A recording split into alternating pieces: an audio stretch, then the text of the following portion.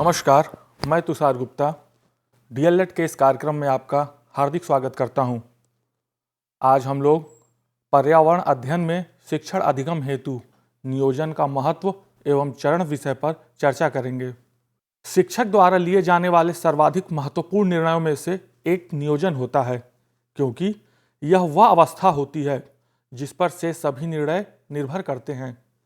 अच्छा नियोजन अच्छे शिक्षण के लिए मंच तैयार करता है, जो कि अनुकूलतम अधिगम को प्रोत्साहित करता है। जो शिक्षक यह जानता है कि नियोजन कैसे करना है, स्वभावतः वह यह भी जानता है कि वह क्या संपादित करना चाहता है अथवा क्या संपादित करवाना चाहता है। प्रभावपूर्ण अनुदेशन व्यवस्थित अनुदेशात्मक नियोजन से ही संभव हो सकता है। उत्कृष्ट पर्यावरण अध्ययन का शिक्षक इस अपेक्षा से शिक्षण करता है कि सभी प्रकार के विद्यार्थी पर्यावरणीय अध्ययन का अधिगम कर सकें, परंतु इसके लिए शिक्षक को कक्षा के विभिन्न प्रकार के विद्यार्थियों की आवश्यकताओं को पूरा करने के लिए अपने शिक्षण को उसके अनुकूल बनाने के रास्ते ढूंढते रहना चाहिए। शिक्षक नियमित तौर पर दृढ़तापूर्वक इस चुनौती से जूझता है कि किस प्रकार उन विद्यार्थियों की पहुंच का विस्तार किया जाए जो अपने अधिगम तत्परता, वैयक्तिक रुचियों, सांस्कृतिक रूप से गढ़े हुए तरीकों से दुनिया को देखने, बोलने और उस दुनिया के अनुभवों को लेना चाहता है। इसके लिए शिक्षक को संप्रत्यय कार्य संपादन की योजना तैयार कर लेनी चाहिए, क्योंकि यह लोकोक्ति है कि यदि योजना अच्छी बनी है तो आधा कार्य तो उसी वक्त समाप्त हो जाता है। जिस प्रकार की योजना शिक्षक बनाता है उसी के अनुरूप उसे शिक्षण अधिगम सामग्री का चयन भी कर लेना चाहिए। अगर शिक्षक विद्यार्थी को पर्यावरण शिक्षण अधिगम सामग्री के निर्माण में सम्मिलित करता है तो इससे उनके वैज्ञानिक अभिवृत्ति, सृजनशीलता, तार्किक चिंतन व विषय के प्रति रुचि का विकास होता है। साथ ही जब शिक्षक संप्रत्यय कार्य संपादन की योजना बनाता है तो उसे अधिगम रिक्ति वाले विषय को ध्यान में रखकर जरूर योजना बनानी चाहिए। शिक्षक को इकाई योजना, पाठ योजना व उपचारात्मक शिक्षण योजना बनाते वक्त नियोजन के महत्वपूर्ण बिंदुओं व चरणों को ध्यान में रखना चाहिए। नियोजन को यदि हम एक सूत्र में कहें तो नियोजन इक्वल टू पाठ्य वस्तु प्लस लक्ष्य की प्राप्ति के लिए विधियां। पर्यावरण अध्ययन के लिए शिक्षक को विद्यार्थियों के अधिगम शैली, रुचि, लिंग, कार्यक्षमता, विशिष्ट आवश्यकता आदि का ध्यान रखते हुए पर्यावरण शिक्षण का नियोजन करना चाहिए। साथ ही विद्यार्थियों के लिए आवश्यकता अनुसार अपने पाठ के प्रस्तुतिकरण के साधन को भी बदलते रहना चाहिए। प्रस्तुतिकरण के लिए अनुसंधान पर आधारित साधनों का प्रयोग करना चाहिए। उदाहरण के लिए संप्रत्यय मानचित्र, ब्लॉगिंग, सोशल नेटवर्किंग, पॉडकास्टिंग, पर्यावरण विज्ञान कविता, पर्यावरण विज्ञान कहानी, संप्रत्यय कार्टून इत्यादि हो सकते हैं। विद्यार्थियों को भी अपने पर्यावरणीय अधिगम को रचनात्मक रूप से अभिव्यक्त करना चाहिए। इसके लिए वे तकनीकी जैसे पावर पॉइंट प्रस्तुतिकरण, संप्रत्यय कार्टून, विज्ञान portfolio, model, chart, scrap book आदि की सहायता ले सकते हैं। नियोजन के चरण। किसी भी शिक्षक को नियोजन करते समय कुछ चरणों का ध्यान रखना चाहिए, जो कि हम लोग अब आगे सिलसिलेवार तरीके से देखते हैं। पहला है शिक्षण बिंदु। शिक्षक द्वारा जिस पाठ को पढ़ाया जाना है उसके शीर्षक तथा मुख्य शिक्षण बिंदुओं को पहले ही स्पष्ट कर लेना चाहिए। दूसरा चरण है अधिगम उद्देश्यों का निर्धारण। इसके अंतर्गत पाठ या पाठों की एक कड़ी के शिक्षण बिंदुओं तथा किसी प्रकरण पर आधारित अधिगम उद्देश्यों को निर्धारित कर लेना चाहिए। तीसरा चरण है प्रस्तावना तथा विशिष्ट अधिगम क्रियाओं की योजना बनाना। ज्ञान, समझ, व्यवहारिक कौशल, मनोवृत्ति इत्यादि की प्राप्ति हेतु शिक्षक द्वारा कौन कौन से शिक्षण अधिगम विधियों का प्रयोग करना चाहिए। आप लोग इस पाठ और अंतिम पाठ के मध्य तारतम्यता कैसे बनाएंगे। विद्यार्थियों से प्रकरण निकलवाने के लिए प्रस्तावना कैसे तैयार की जाएगी। ये सारी बातें इस तीसरे चरण में एक शिक्षक को करनी होती हैं। अब नियोजन का चौथा चरण, जो कि अधिगम एवं समझ को जांचने परखने के लिए बनाया जाता है। इस चरण के अंतर्गत योजना कक्षाओं के दौरान आपको कैसे पता चलेगा कि विद्यार्थी सहजता से अधिगम कर रहे हैं तथा प्रत्येक विद्यार्थी की अधिगम शैली को उचित प्रकार से सहायता मिल रही है। इस बात की जांच इस चौथे चरण में की जाती है। पांचवा चरण है परिणाम निकालना तथा पूर्व दृश्य देखना, अर्थात आप किस प्रकार पाठ्यवस्तु को दोहराने की योजना बना रहे हैं। मुख्य संदेश या प्रभाव जो आप सोचते हैं कि विद्यार्थी दिखा पाएंगे अथवा बाद में याद रख सकेंगे, क्या क्या हो सकते हैं। छठा चरण है वास्तविक समय रेखा का निर्धारण। जैसा कि हम सभी जानते हैं कि समय सबसे कम मात्रा में उपलब्ध होने वाला संसाधन है, जिससे शिक्षण अधिगम की प्रक्रियाएं बंधी हुई हैं।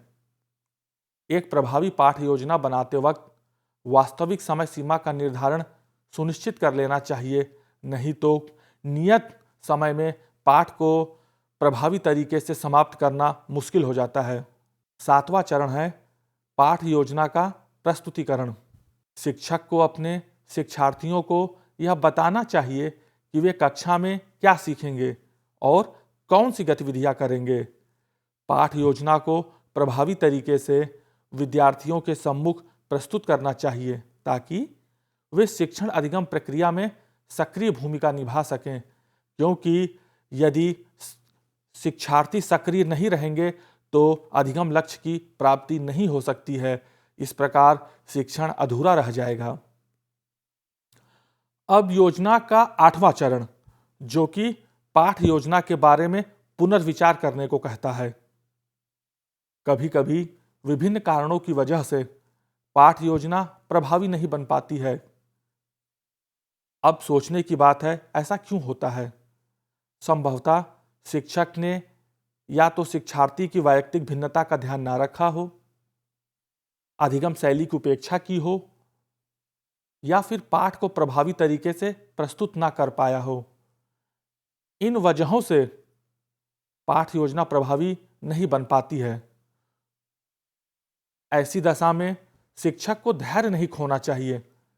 ऐसा बहुत बार अनुभवी शिक्षकों के साथ भी होता है। स्वयं से पृष्ठपोषण प्राप्त करने का प्रयास करें। इसे हम दूसरे अर्थों में कहें तो हमें अपने शिक्षण में रिफ्लेक्शन लाना होगा।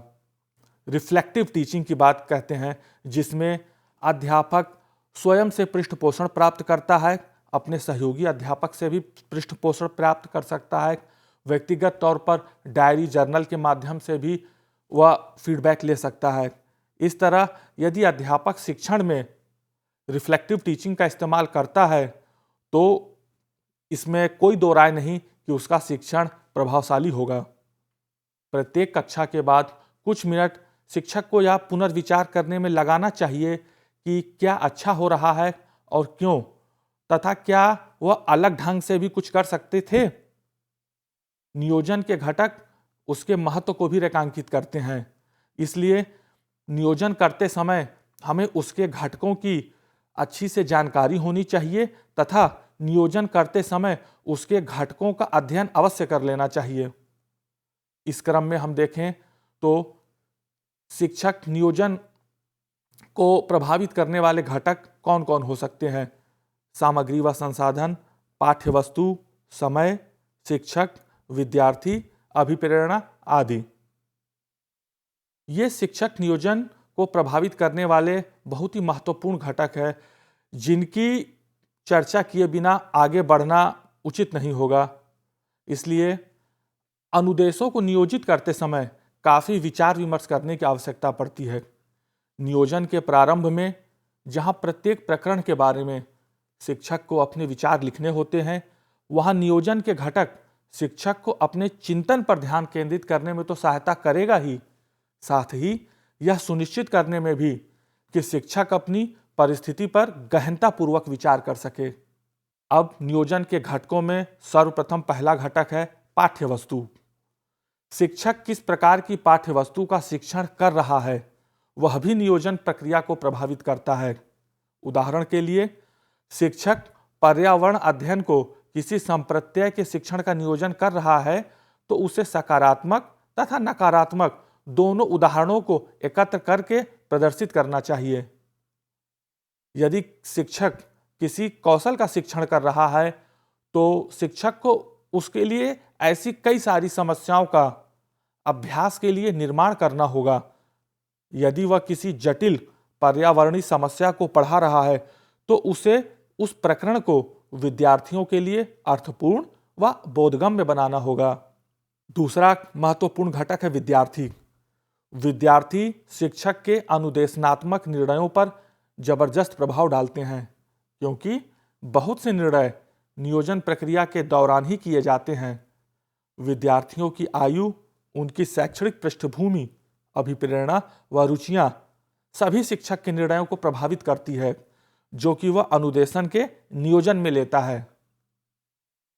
विद्यार्थी की आयु सभी चरों में सर्वाधिक प्रभावशाली चर है जो नियोजन को प्रभावित करता है। आयु अवधान अवधि से घनिष्ठ रूप से जुड़ी होती है, जो यह निर्धारित करती है कि किसी वैयक्तिक पाठ में गतिविधि कितनी देर की हो सकती है। इसके अलावा विद्यार्थी की शैक्षणिक पृष्ठभूमि भी नियोजन को प्रभावित करती है। सभी नवीन अधिगम विद्यार्थियों की वर्तमान समझ पर निर्भर करता है। तीसरा घटक है सामग्री व संसाधन। सामग्री व संसाधन में सर्वप्रथम पाठ्य पुस्तकों का स्थान आता है। नए शिक्षक पूर्णतया पाठ्य पुस्तकों पर ही निर्भर करते हैं, जो उनको पढ़ाए जाने वाले पाठ के बारे में निर्णय लेने में, उसे व्यवस्थित करने में, उसकी गहराई में जाने में तथा परीक्षा में विद्यार्थियों को दिए जाने वाले प्रश्नों को बनाने में सहायता करता है। जैसे जैसे शिक्षक अनुभवी होता जाता है, वह आवश्यकता अनुसार प्रकरण को घटा बढ़ा सकता है तथा पाठ्यक्रम को यथोचित तरीके से अमल में लाता है। शोध इंगित करते हैं कि शिक्षक जब नियोजन करता है तभी वह गतिविधियों के बारे में निर्धारण कर लेता है। साथ ही वह इस बात का भी ध्यान रखता है कि गतिविधियां उपलब्ध सहायक सामग्री पर आधारित हों। चौथा घटक है समय। समय एक अत्यंत महत्वपूर्ण चर है जो नियोजन को प्रभावित करता है। नियोजन शिक्षक का पर्याप्त समय लेता है, विशेषकर नए शिक्षकों का, जिन्हें पढ़ाने के लिए पढ़ना होता है। इनका ज्यादातर समय नियोजन में ही चला जाता है। उदाहरण के लिए, माध्यमिक स्तर पर शिक्षक का ज्यादातर समय विद्यार्थियों के लिए गतिविधियों को कराने हेतु शिक्षण सहायक सामग्री को एकत्र व व्यवस्थित करने में ही चला जाता है। समय शिक्षक को अपने नियोजन को संरचित करने में सहायता करता है। शिक्षकों को शैक्षणिक कैलेंडर को क्रम निर्धारण आवर्त को सप्ताहों में तथा सप्ताहों को पाठ्यवस्तु तथा इकाई के रूप में कार्यानुकूल बना लेना चाहिए। पांचवा घटक है अभिप्रेरणा। विद्यार्थी की अभिप्रेरणा का स्तर नियोजन को प्रभावित करता है। नए शिक्षकों के लिए प्रबंधन के बाद अभिप्रेरणा ही सर्वाधिक महत्व का विषय होती है, जबकि अनुभवी शिक्षकों के लिए अभिप्रेरणा एकमात्र महत्व का विषय होती है। विद्यार्थी अभिप्रेरणा दो स्तरों पर घटित होती है। पहला सार्वत्रिक स्तर पर तथा दूसरा पाठ विशेष स्तर पर। सार्वत्रिक स्तर पर यह पूर्व अधिगम अनुभवों के संचयी प्रभाव को प्रदर्शित करता है। यदि वे सफल हुए तो विद्यार्थी नवीन अधिगम के लिए आत्मविश्वास से युक्त, सजग व उत्सुक हो जाता है। छठा घटक है शिक्षक। नियोजन प्रक्रिया में शिक्षक एक बहुत ही महत्वपूर्ण चर है, जो विद्यालय की भूमिका के बारे में शिक्षक की धारणा, विद्यार्थी को क्या पढ़ना चाहिए, विद्यार्थियों की सहायता करने में उसकी खुद की क्षमता एवं शिक्षण अधिगम के लिए उसका सामान्य दार्शनिक दृष्टिकोण, यह सभी शिक्षक के निर्णयों को प्रभावित करते हैं। दार्शनिक प्रतिबद्धता वाले शिक्षक विद्यार्थियों की असफलता को व्यक्तिगत जवाबदेही मानते हैं और निम्न उपलब्धि वाले विद्यार्थियों की सहायता के लिए अपने प्रयासों को और तेज कर देते हैं। वहीं दूसरी ओर कम प्रतिबद्धता वाले शिक्षक विद्यार्थियों की नाकामियों के लिए उनकी निम्न उपलब्धि को लेकर ज्यादा जवाबदेही का अनुभव नहीं करते हैं। पढ़ाई जाने वाली पाठ्यवस्तु को लेकर शिक्षक की समझ भी नियोजन प्रक्रिया को प्रभावित करती है।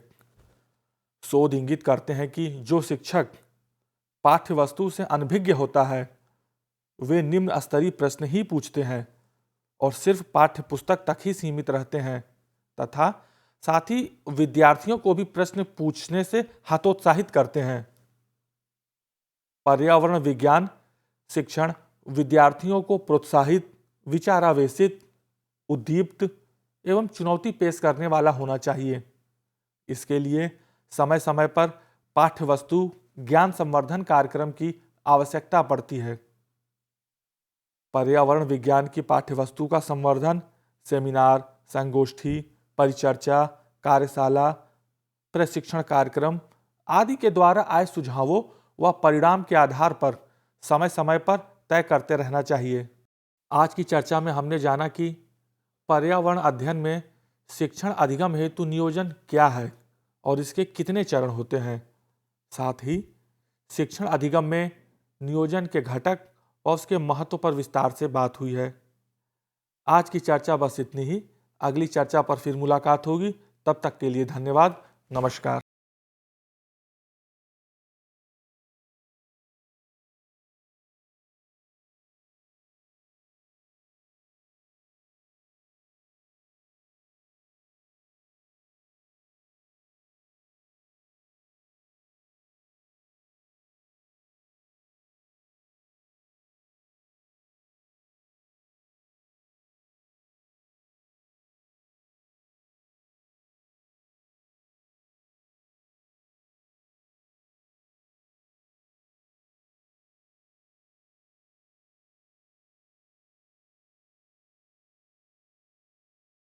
NIOS के जरिए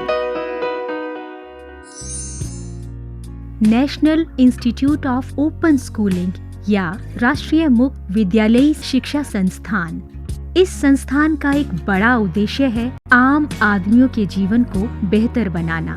ऐसे लोग जिनके लिए शिक्षा एक दूर का सपना है या वे बच्चे जो परिवार की रोजी रोटी कमाने के लिए बीच में ही स्कूल छोड़ने पर मजबूर हो जाते हैं। NIOS ऐसे बच्चों और बड़ों को दोबारा शिक्षा से जुड़ने का मौका मुहैया कराता है ताकि वे एक बेहतर जीवन जी सकें। 1989 में स्थापना के बाद NIOS ने देश के लाखों बच्चों और वयस्कों को बेहतर शिक्षा से जोड़ा है। इनमें हर उम्र, हर पृष्ठभूमि, हर जाति, हर मजहब और हर क्षेत्र के लड़के लड़कियां, महिलाएं और पुरुष शामिल हैं। बढ़ई से लेकर पायलट, डॉक्टर, इंजीनियर, बेकर और दर्जी तक NIOS कोशिश कर रहा है सबको शिक्षित और सशक्त बनाने की, चाहे वो असम के दूर दराज इलाके में रहने वाला हो या फिर मुंबई जैसे महानगर का। NIOS ने अपनी मौजूदगी हर जगह दर्ज कराई है। NIOS ने शिक्षा की परंपरागत सोच को ही बदल दिया है। वो पढ़िए जो हम पढ़ाते हैं की जगह NIOS की नई सोच है, हम वो पढ़ाते हैं जो आप पढ़ना चाहते हैं।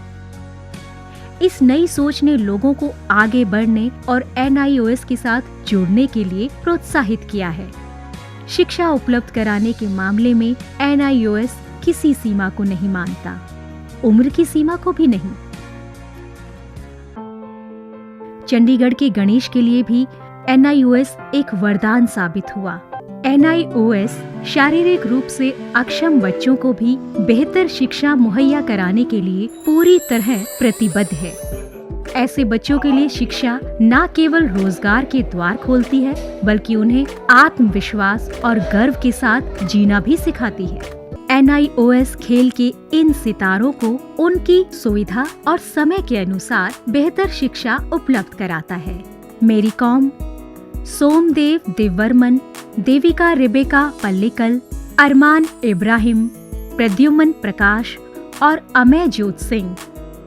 NIOS सीमा पर खड़े उन प्रहरियों को भी शिक्षा से लाभान्वित करता है जो देश की सुरक्षा के लिए अपनी जान की बाजी लगाने से भी नहीं चूकते। सच तो ये है कि NIOS की पहुंच हर ओर रहती है, चाहे वो दूर दराज के आदिवासी हो या जेल की कोठरी में बंद कैदी या फिर ग्रामीण और शहरी क्षेत्रों के गरीब निवासी।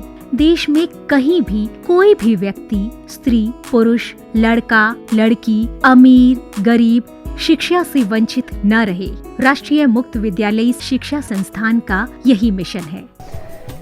राष्ट्रीय मुक्त विद्यालयी शिक्षा संस्थान पूरे देश में शिक्षा के साथ साथ कौशल विकास के क्षेत्र में बहुत सारे कोर्सेज दे रहा है। लगभग 100 से ज़्यादा कोर्सेज हैं।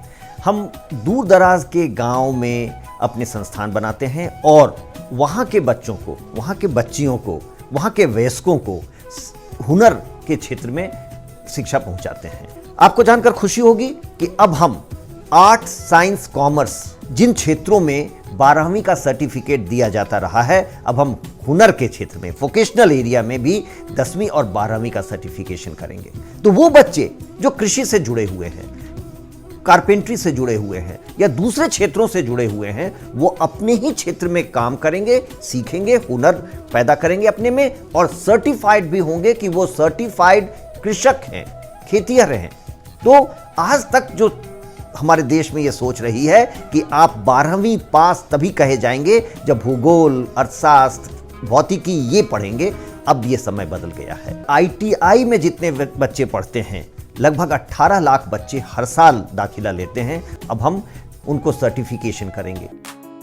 NIOS अपने छात्रों को माध्यमिक स्तर पर 26 और उच्च माध्यमिक स्तर पर 19 विषयों का विकल्प देता है।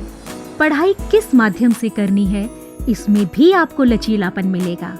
माध्यमिक स्तर पर ही 7 भाषाओं के अलग अलग माध्यमों का विकल्प मौजूद है। शैक्षणिक कार्यक्रमों के अलावा 86 वोकेशनल शिक्षा कार्यक्रम भी उपलब्ध हैं, जो छात्रों को कामकाजी दुनिया के लिए तैयार करते हैं। वोकेशनल प्रशिक्षण को अधिक सुदृढ़ बनाने के लिए NIOS ने ITDC, Cisco, Indian medical association जैसे कई सरकारी और गैर सरकारी संस्थानों के साथ भागीदारी स्थापित की है। आज लाखों छात्रों के लिए अपनी पसंद का स्कूल है राष्ट्रीय मुक्त विद्यालयी शिक्षा संस्थान यानी national institute of open schooling. NIOS ने एक लंबा सफर तय किया है, लेकिन मंजिल अभी दूर है। निरंतर विकास और नवीनीकरण के लिए NIOS सदैव प्रतिबद्ध है। शिक्षा का उद्देश्य महज रोजगार जुटाना ही नहीं है, बल्कि स्वयं को सशक्त बनाना भी है। NIOS लाखों छात्रों के लिए यही आत्मसम्मान दिलाने में जुटा है। लाखों लोगों के लिए एक आशा और उम्मीद है। National institute of open schooling. शिक्षा सबके लिए, कहीं भी, कभी भी।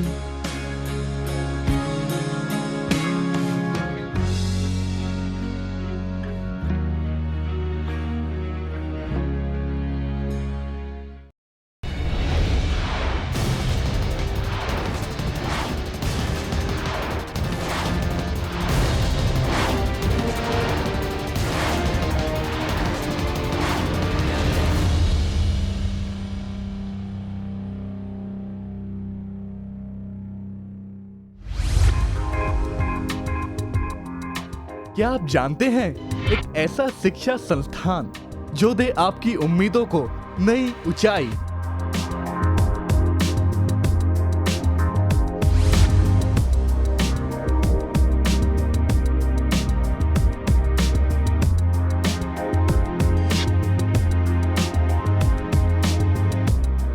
जानते हैं एक ऐसा शिक्षा संस्थान जो दे आपको घर बैठे जब चाहे तब एडमिशन की सुविधा।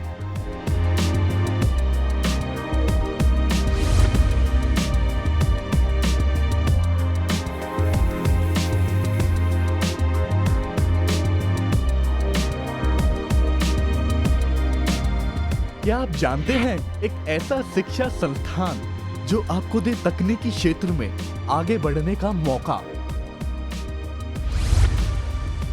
अगर आप नहीं जानते तो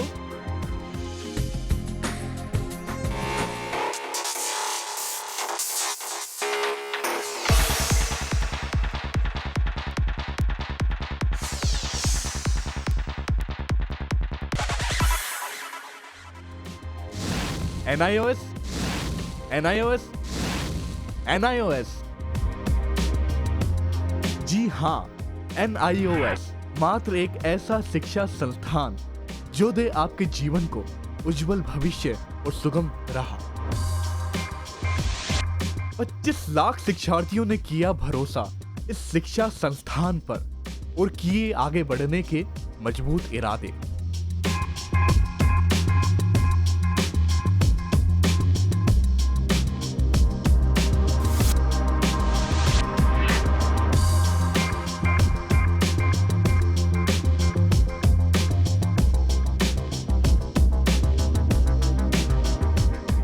जो देगा आपको घर बैठे शिक्षण सामग्री के साथ रेडियो व टेलीविजन कार्यक्रमों का सहयोग।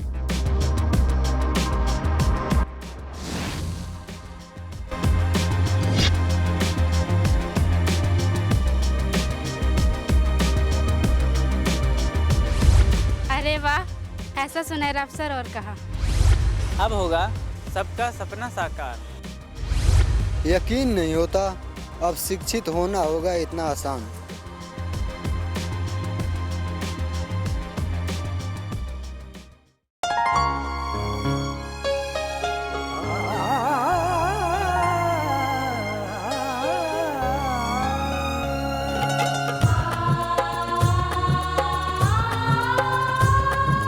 जीवन ये प्रकाशित करने, राहों को आलोकित करने,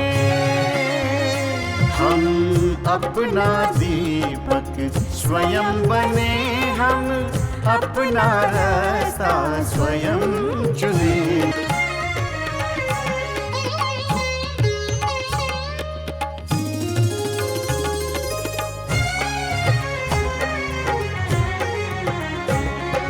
धन साधन समय की सीमा से विद्यालय जो मुक्त हो,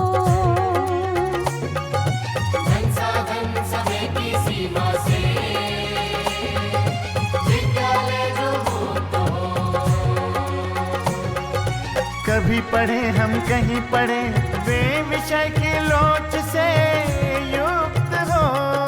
मित्रों हम उठे और जागे,